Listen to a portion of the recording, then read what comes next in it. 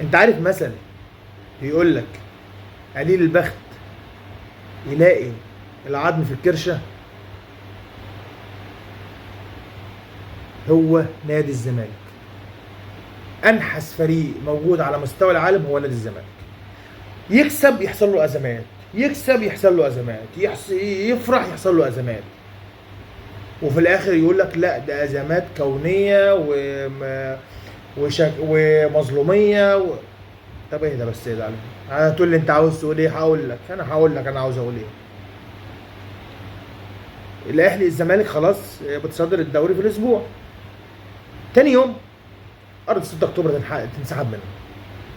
وزاره الاسكان تطلع قرار في 6 اكتوبر ويسحبوا الارض.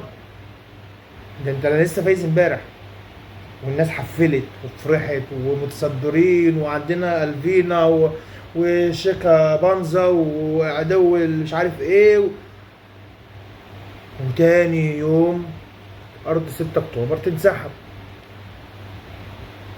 كلنا عارفين الكلام ده. عاوز تقول ايه؟ انجز. هقول لك والله هقول لك، بس صبرا معايا، صبرا معايا وتكمل الفيديو للاخر وخليك كده معايا واحده واحده. راجل بقى زملكاوي وراجل اهلاوي، خليك معايا بس واحده واحده.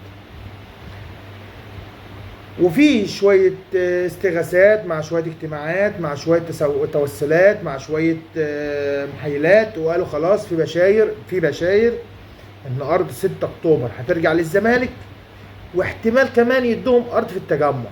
حلو، ايوه حلو، ماشي، حلو ماشي. ونكتشف النهارده خلاص الدنيا ماشيه حلوه اهي، يعني الدنيا ماشيه حلوه وجميله وخلاص الدنيا هيبقى حلوه. ونتفاجئ النهارده ببيان من اداره نادي الزمالك بقياده الكابتن حسين لبيب بيشتكوا فيه المستشار مرتضى منصور الرئيس السابق لنادي الزمالك. هم كاتبين عليه المخلوع. ايوه. طب هو الراجل كلمكم؟ بتنكشوا ليه؟ الراجل سيبوه في حاله، ما كلمكوش، بتنكشوا ليه؟ طلع كلام ان هو اللي كان عامل الشكوى عشان ارض 6 اكتوبر انها تنسحب، وطلع الكلام كده طلع ان كان في مخالفات وان الارض معاكم من 2003 وفي مخالفات فاتسحبت منكم. بتنكشوا ليه؟ وخلاص في امل ان خلاص. بتنكشوا ليه؟ قام الراجل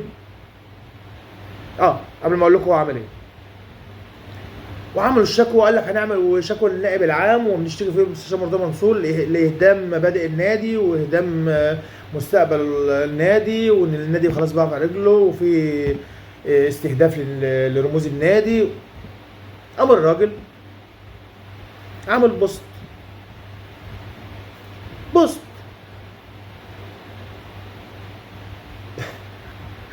البوست ده بلس 80، يعني اللي فوق ال 80 سنه هو اللي يشوفه. هنزل لكم البوست بتاع المستشار مرتضى منصور. البوست ده تشوفه تضحك تستغرب وتبكي من كتر الضحك وكتر الالفاظ اللي بتقال فيه بطريقه اقسم بالله لو بتنكتب من فنان كوميدي مش هتنكتب بالصيغه ديت.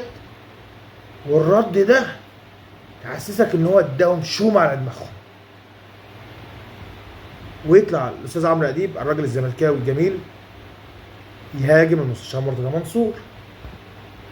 للعلم انه يوجد في المرحله القادمه مشكله هنسمع عنها الايام المقبله، مشكله كبيره بين الاستاذ عمرو اديب وبين المستشار مرتضى منصور، اللي لسه هيطلع على كلامه في البوست انه هيطلع غدا، واللي عنده حاجه هيطلعها وهيوريكم.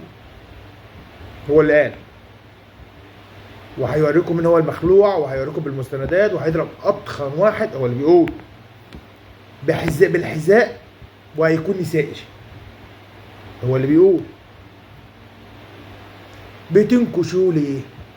الراجل قاعد في حاله، سيبوه، اعملوا استقرار.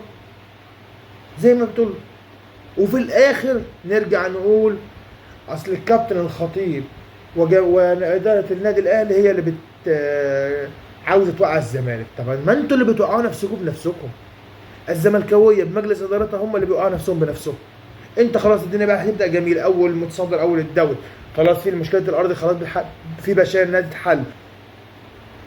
ليه بتخلقوا ازمات؟ ليه بتخلقوا ازمات في قلب نادي الزمالك؟ هتقول لي يا عم انت راجل اهلاوي وجاي تتكلم عن الزمالك. هقول لك يا عم انا راجل بحب اشجع كوره، انا بحب الكوره حلوه، كوره نظيفه. انا عمري ما سمعت في اسبانيا، في المانيا، في انجلترا، في اكبر الدوريات اهو ما سمعناش ان في مشاكل زي ديت بتختلق من لاعيبتها او من ناديها او من ولادها. ما فيش الكلام ده الا في هذا النادي. ونرجع نقول اصل دي مؤامره كونيه، اصل المظلوميه، اصل مش عارف ايه، وبشرط ان النهارده اوسكار رئيس الاتحاد كرة القدم، رئيس اتحاد الحكام، رئيس الحكام في كرة القدم طلع قرار بوقف حكم الصالة وحكم الفار بسبب ان كان في ضربة جزاء لشوكا بنزا في الماتش اللي فات وما اتحسبتش. عشان نرجع بعد كده نقول الحكام انتوا اللي بتخلقوا ازماتكم بنفسكم، انتوا اللي بتعملوا مشاكلكم بنفسكم.